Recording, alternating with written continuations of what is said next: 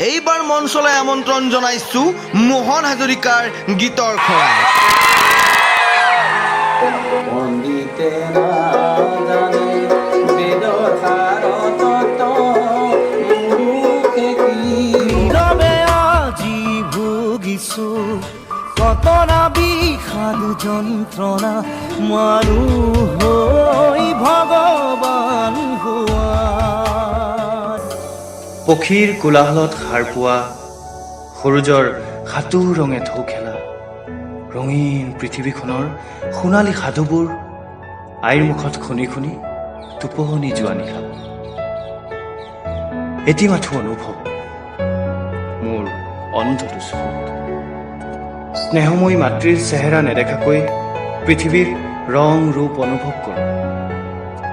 সময়ৰ গতিত ঢাপলি মেলি আকাশৰ তৰাটোকো আজৰি আনিব খোজো।